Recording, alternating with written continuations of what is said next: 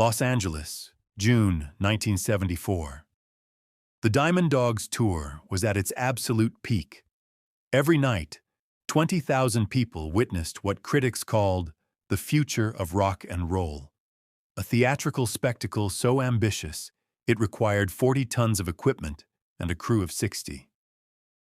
David Bowie had transformed himself once again, this time into Halloween Jack, a post-apocalyptic survivor prowling through a dystopian cityscape of bridges, towers, and mechanical limbs that descended from the ceiling like chrome spiders.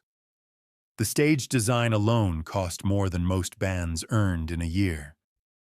But on the night of June 14th, something happened in the shadows behind that magnificent set. Something that would force Bowie to cancel 3 consecutive shows and send shockwaves through an industry that had never seen its hottest star simply vanish. The official statement was brief and clinical. Laryngitis. The Los Angeles Times printed it without question. Billboard magazine accepted it as fact. But the 40 crew members who worked that tour, the musicians who stood beside Bowie every night, and the handful of people allowed backstage, they knew the truth was far more disturbing. And for nearly 50 years, most of them kept silent about what really happened in that dressing room. Before we go deeper into this story, if you want to discover more untold chapters from David Bowie's mysterious life, subscribe to our channel. Because every legend has secrets that refuse to stay buried. To understand what happened that night, you need to understand where Bowie was mentally in mid-1974. The Ziggy Stardust character had been killed on stage at Hammersmith Odeon a year earlier. But killing a character and killing its influence are 2 very different things. Bowie had poured so much of himself into that alien rock star persona that separating David Jones from Ziggy Stardust had become nearly impossible. Friends noticed disturbing patterns. He would refer to himself in third person. He would forget conversations he'd had as himself versus conversations he'd had as the character. Angie Bowie, his wife at the time, later revealed that she would sometimes wake up at night to find David staring at his reflection for hours, motionless, as if trying to recognize the face looking back. The cocaine use had escalated dramatically. What had started as recreational energy for creative sessions had become something else entirely. A chemical escape from an identity crisis that was tearing him apart from the inside. By the time the Diamond Dogs tour reached Los Angeles, Bowie was consuming amounts that would have hospitalized most people. His diet had shrunk to cigarettes, peppers, and milk. His weight had dropped to dangerous levels. Photographs from that period show a man who looked more like a beautiful skeleton than a rock star. His cheekbones sharp enough to cut glass. His eyes enormous and haunted in that gaunt face. But it wasn't just the drugs. Something deeper was fracturing. Bowie had become obsessed with the occult, with Aleister Crowley's writings, with the idea that reality itself was more fluid than people believed. He had started drawing protective circles in his hotel rooms. He refused to face certain directions while sleeping. And he had developed an intense, pathological fear of mirrors. June 14th started like any other show night. The crew arrived at the Universal Amphitheatre at noon to begin the complex setup process. The Diamond Dog stage was an engineering marvel and a logistical nightmare. A mini-city that had to be assembled and disassembled every few days, with hydraulic lifts, moving platforms, and enough electrical wiring to power a small neighborhood. By 6 o'clock, everything was ready. By 7, the venue was packed with fans who had paid premium prices to see rock's greatest chameleon in his latest transformation. Bowie arrived at 7:30, which was normal. What wasn't normal was his condition. His personal assistant, a woman named Corinne Schwab, who would remain fiercely loyal to him for decades, immediately noticed something was wrong. Bowie's hands were shaking. He kept looking over his shoulder. When she asked if he was all right, he simply said, "There are too many mirrors here. Cover them. Cover all of them." The dressing room had a standard theatrical mirror setup, a long table with bulbs around a large mirror for makeup application. Corinne and 2 crew members covered it with a sheet, but Bowie could still sense it there. "I can feel it watching," he told them. Nobody knew quite what to say to that. The show itself was extraordinary. Despite whatever was happening inside his mind, Bowie the performer was flawless. He moved through the elaborate choreography without missing a step, his voice powerful and controlled as he sang "Rebel, Rebel, Rock and Roll Suicide," and the title track that gave the tour its name. The audience went wild. Critics in attendance that night would write glowing reviews. Nobody in that crowd of 20,000 people had any idea that the man on stage was coming apart. What happened next depends on who you ask, but the core facts remain consistent across all accounts. After the show ended and the crowd dispersed, Bowie returned to his dressing room around 11:30. The sheet covering the mirror had fallen, though nobody could explain how. There was no wind backstage, no movement that would have dislodged it. The mirror was exposed again. According to Carlos Alomar, the guitarist who was one of the few people Bowie trusted completely during this period, he heard Bowie scream. Not a theatrical scream, not a performer's projection, but a sound of genuine terror. Carlos ran to the dressing room and found the door locked. He pounded on it. "David! David, open up!" Nothing. More crew members gathered. Someone went to find a key. The screaming had stopped, but now there was a different sound, breaking glass, and Bowie's voice, though they couldn't make out the words. When they finally got the door open, the scene inside made even the hardened road crew members step back. Bowie was in the corner, pressed against the wall, his Halloween Jack costume torn and smeared with blood from his hands. The mirror was completely shattered.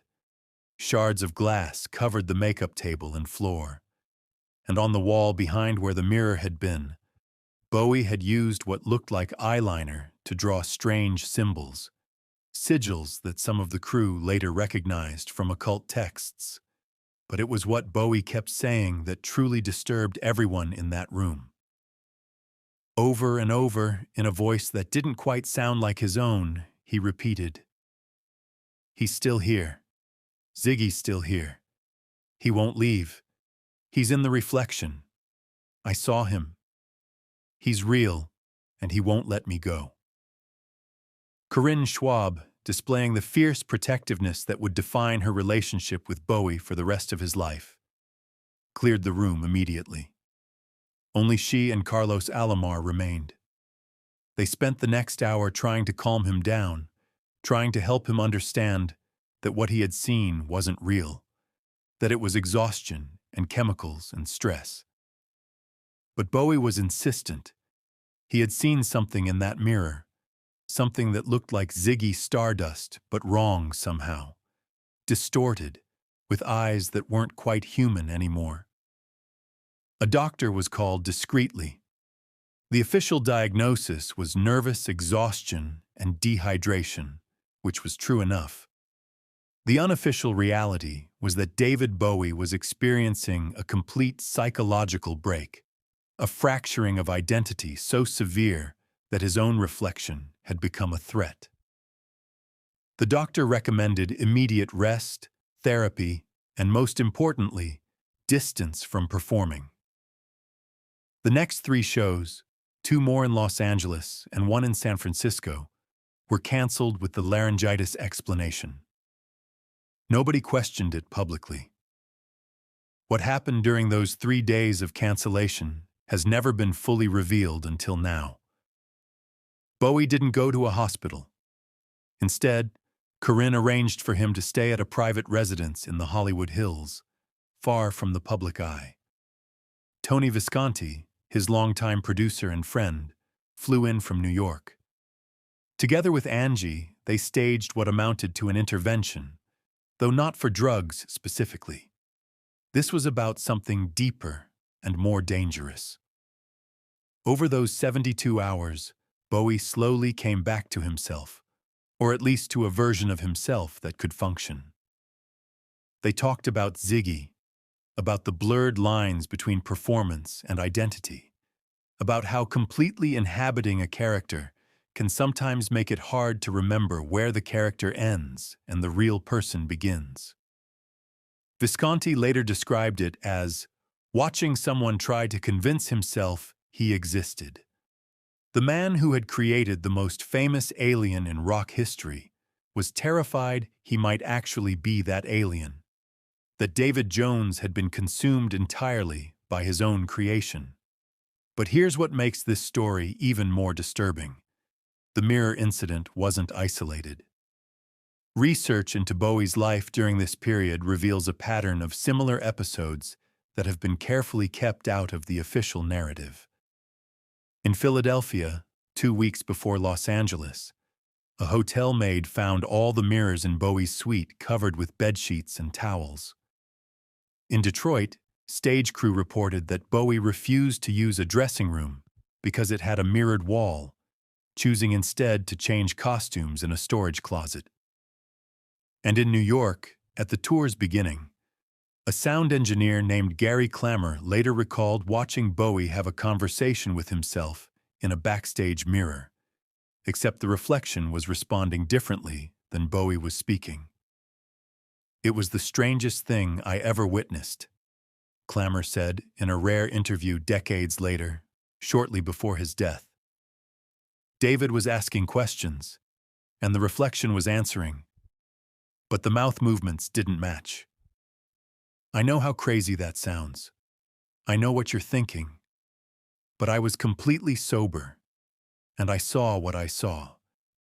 The reflection moved independently for about 30 seconds before David realized I was watching.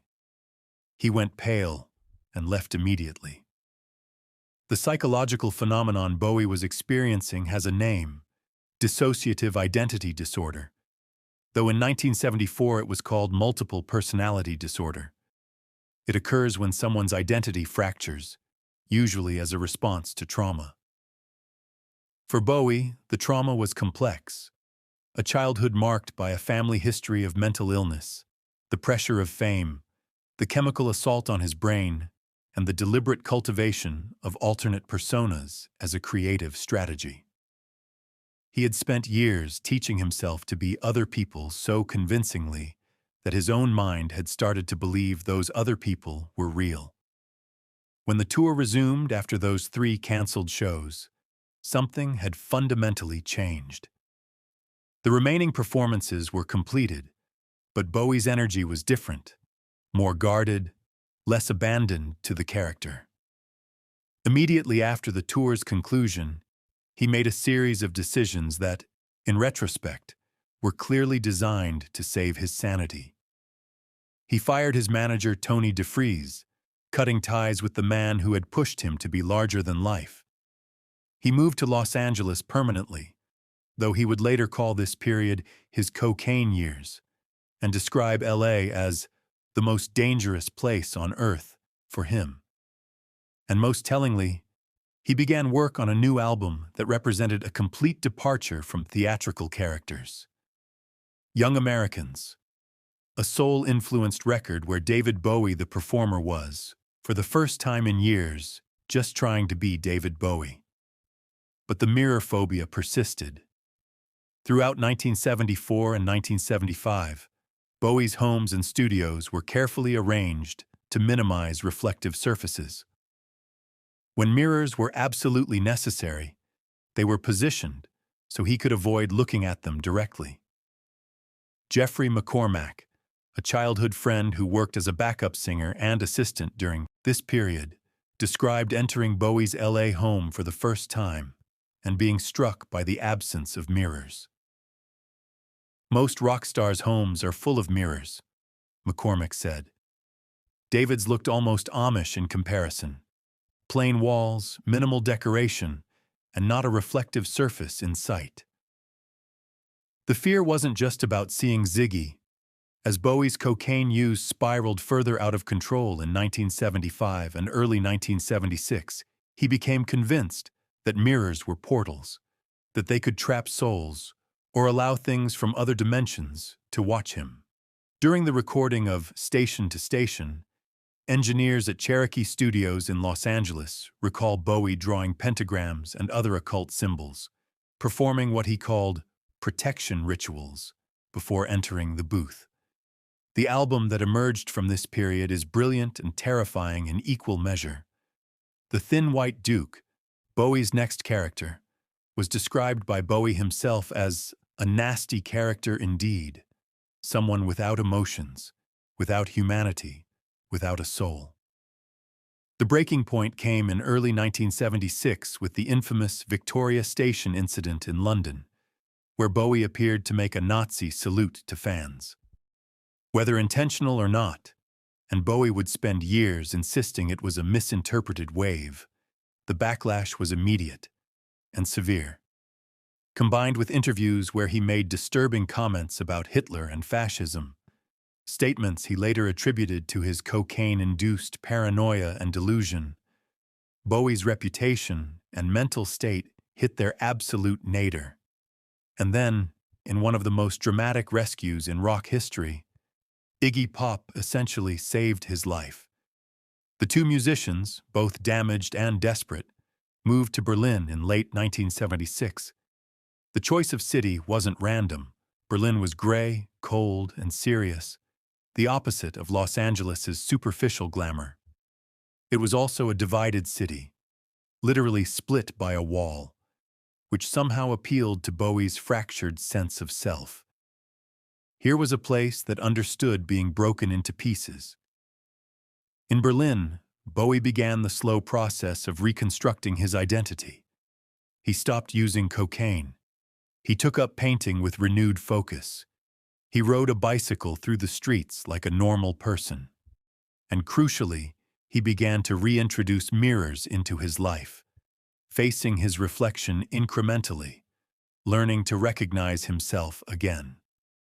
The music he created during this period, the legendary Berlin trilogy of Low, Heroes, and Lodger, is abstract, experimental, and deeply personal. These albums don't hide behind characters. They are the sound of a human being reassembling himself, piece by piece. Brian Eno, who collaborated with Bowie on these albums, later described the transformation he witnessed. When David arrived in Berlin, he was a ghost, not performing, not projecting, just surviving. By the time we finished Heroes, he had come back to life. Not as Ziggy, not as the Thin White Duke, but as himself. It was like watching a resurrection. The mirror incident of June 1974 has remained largely unknown for 5 decades, protected by the loyalty of crew members who signed non-disclosure agreements and friends who understood that some stories are too private to share while someone is alive. But following Bowie's death in 2016, several key figures have begun to speak more openly about what they witnessed during those dark years. Carlos Alomar, in a 2019 interview, finally addressed that night directly. David saw something that terrified him. Whether it was real or a hallucination doesn't matter. To him, in that moment, Ziggy Stardust was as real as you or me, and Ziggy wanted to take over completely. David fought back the only way he knew how, by destroying the mirror, by creating distance, by eventually moving to another continent. People think reinvention is about ambition, about staying relevant. Sometimes reinvention is about survival. David reinvented himself because if he hadn't, Ziggy would have killed him. The fear of mirrors never completely left him. Friends and colleagues throughout the later decades of his life noticed that Bowie was always careful about reflective surfaces, always positioned himself in rooms to avoid direct mirror contact when possible. But he learned to manage it, to understand it as a symptom of that earlier breakdown rather than an ongoing threat. By the time he created the Black Star album in his final months, Bowie had made peace with his many selves, integrating them into a cohesive whole that could face mortality with grace and artistic brilliance. The tragic irony is that the very trait that nearly destroyed him, his ability to so completely inhabit other identities that they became real, was also his greatest gift. No other artist in popular music history transformed himself so completely, so consistently, and so successfully. But that gift came with a price, and in June 1974, that price almost became too high to pay. So what actually happened in that dressing room? What did Bowie see in the mirror that made him scream and destroy it? The rational explanation is straightforward. A man in the grip of serious drug abuse and psychological stress experienced a hallucination. His exhausted, chemically altered brain created an image that his conscious mind couldn't accept, and the result was a break from reality. But ask the people who were there, the ones who saw his face when that door opened, and some of them will tell you they're not entirely sure it was just a hallucination. They remember the symbols he drew on the wall, symbols that would later appear in various forms throughout his music and art. They remember the conviction in his voice when he insisted that Ziggy was real, was separate, was trying to take over. And they remember that in all the years after Berlin, after Bowie had recovered and resumed his career, he never once performed as Ziggy Stardust again, never wore the costume, never sang in that character's voice, never allowed that particular creation back into his life. It's as if, having seen whatever he saw in that mirror, having felt whatever he felt in that moment of terror, David Bowie made a permanent decision. Ziggy Stardust was dead, really and truly dead, and could never be allowed to return. The Diamond Dogs tour continued. The next 3 shows were eventually made up. Bowie went on to create some of the most influential music of the 20th century. But June 14, 1974 remains a turning point, a moment when the line between artist and art became so thin that it nearly disappeared completely, and one man had to fight his own reflection to survive. Today, we remember David Bowie as a genius, an innovator, a legend. But for those who were there that night in Los Angeles, who saw what the pressure of being larger than life can do to someone who's ultimately just human, the memory is more complex. They watched a man almost lose himself completely to his creation, and they watched him fight his way back. The canceled shows of June 1974 weren't about laryngitis. They were about survival. They were about a moment when the mask became too real, when the character became too powerful, when the reflection in the mirror stopped being a reflection and became something else entirely. And they were about a decision that David Bowie made in the aftermath of that terror, to find his way back to himself, no matter how long it took, no matter how far he had to travel. That journey took him to Berlin, through artistic reinvention, and eventually to a place of peace with his many selves. But it started in a dressing room in Los Angeles, with shattered glass on the floor and a terrified man who had just seen something that shouldn't exist. Whether you believe in the supernatural or attribute everything to the documented effects of cocaine psychosis and extreme stress is up to you. The facts remain. Something happened that night that was severe enough to force one of music's biggest stars to cancel multiple shows. Something disturbing enough that those who witnessed it kept silent for decades, and something transformative enough to change the entire trajectory of David Bowie's artistic life. The mirror was never replaced. The dressing room at Universal Amphitheatre was eventually renovated, but crew members who worked there in subsequent years reported an uncomfortable feeling in that space, a sense of being watched. Several refused to use it. When the venue was finally demolished years later, some said they were relieved. As for Bowie, he found his way back to the light. But he never forgot what he saw in the darkness, in that reflection that moved on its own, in that moment when Ziggy Stardust looked back at him from the other side of the glass and refused to leave.